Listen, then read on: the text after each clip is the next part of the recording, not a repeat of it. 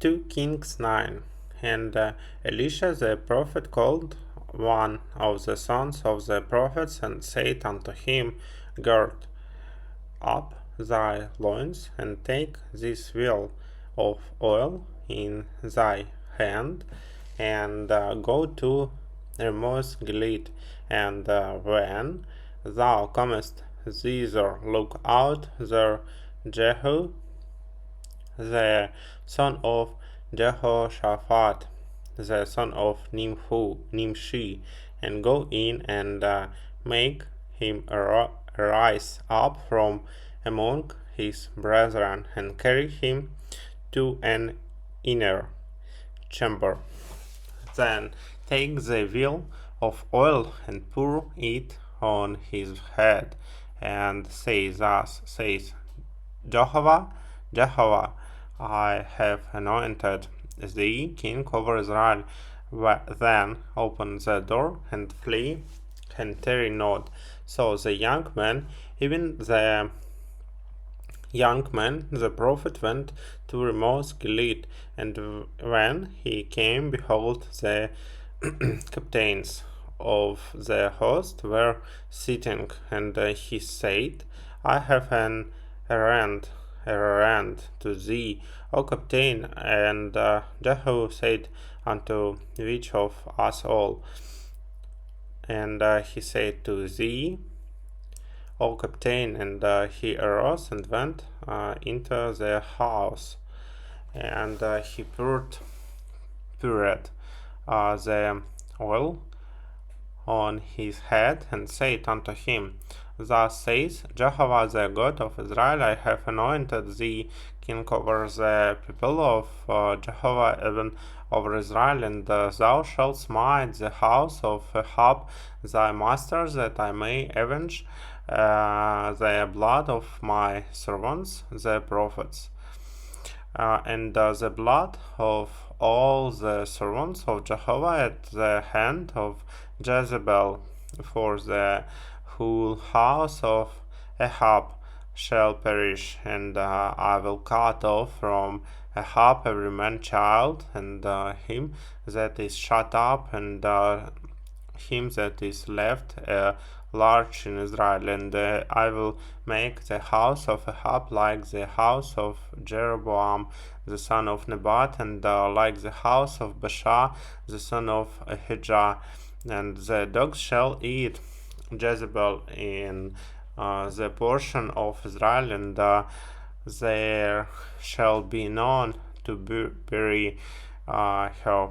And he opened the door and fled. Then Jehu came forth to the servants of his lord, and one said unto him, Is all well?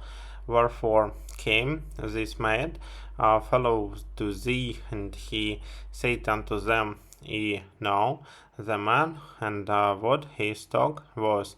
And they said, It is false. Tell us now. And he said, Thus and thus spake he to me, saying, Thus says Jehovah, I have anointed thee king over Israel. Then they hasted, and took every man his garment, and put it under him on the top of the stairs, and blew the trumpet, saying, Jehu is king. So Jehu the son of Jehoshaphat, the son of Nimshi, conspired against Joram. Now Joram was keeping Ramoth Gilead, and he and all Israel, because of Hazael, king of Syria, but King Joram was returned to be held in Jezreel of the wounds which the Syrians had given him when he fought with Hazael, king of Syria. And Jehu said, If this be your mind, then let none escape, and go forth out of the city to go to tell it in Jezreel. So Jehu rode in a chariot and went to Jezreel, for Joram lay there.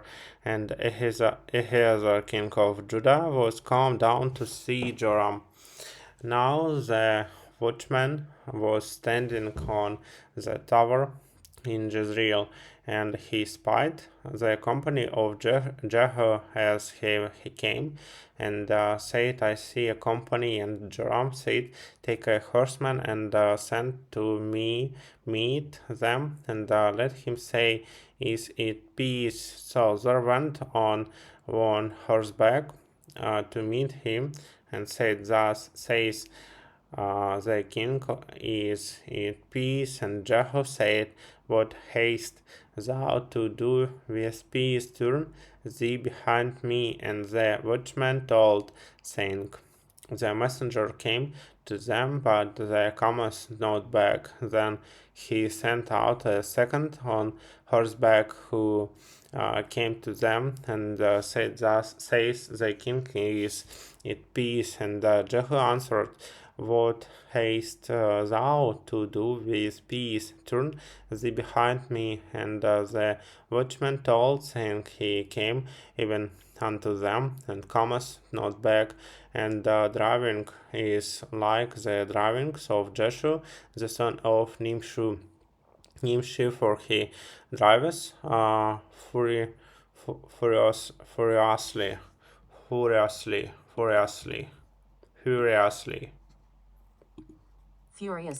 furiously.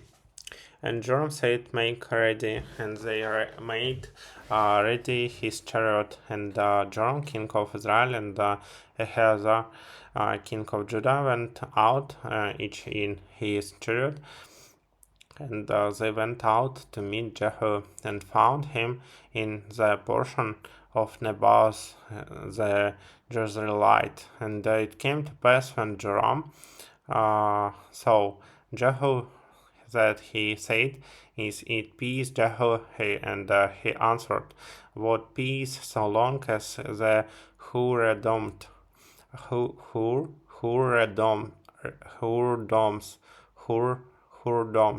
of thy mother Jezebel, and her witchcraft are so many. And Joram turned his hands and fled, and said to Ahaz, his treachery, O Ahaz.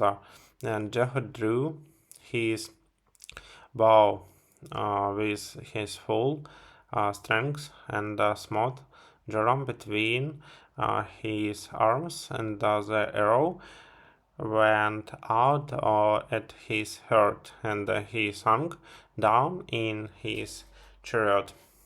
Then said Jehu to Bidkar, his captain, take up and cast him in the portion of the field of Naboth the Jezreelite. For remember how that when I and thou rode together after Ahab his father, Jehu laid this burden upon him.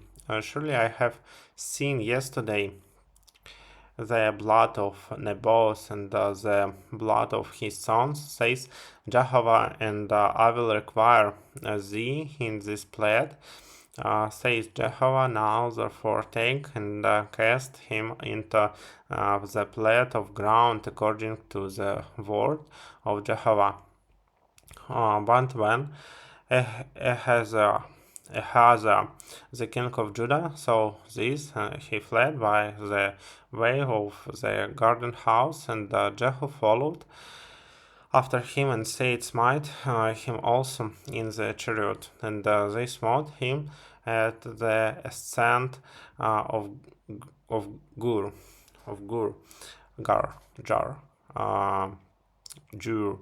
Jur, which is by Ibleam. And he fled to Megiddo and died there. And his servants carried him in a chariot to Jerusalem, and buried him in his sepulchre with his fathers in the city of David. And in the 11th year of Joram, the son of Ahab, began Ahaz to reign over Judah. And when Jehu was come to Jezreel, Jezebel heard of it, and she painted her eyes and attired her head and looked out at the window. And as Jehu entered in at the gate, she said, "Is it peace, thou Zimri, thy master's murderer?" And he lifted up his face to the window and saw, "Who is on my side? Who?" And the other looked out to him, 2 or 3 eunuchs, eunuchs, Eunuchs. eunuchs, eunuchs,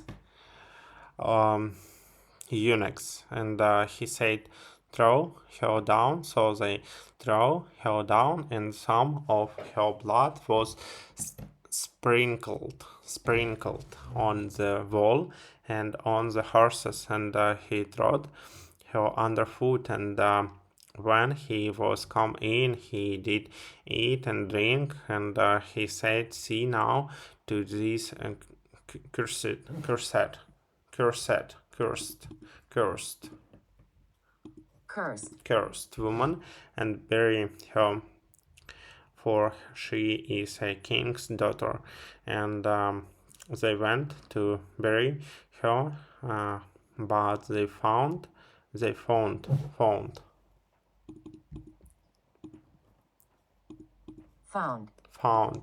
no more of her than the skull,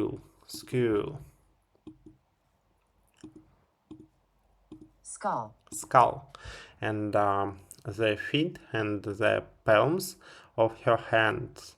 Wherefore they came back and told him, and he said, "This is the word of Jehovah which he spake by his servant Elijah the Tishbite, saying, In the portion of Jezreel shall the dogs eat the flesh of Jezebel, and the body of Jezebel shall be as dung upon the face of the field in the portion of Jezreel, so that they shall not say, This is Jezebel."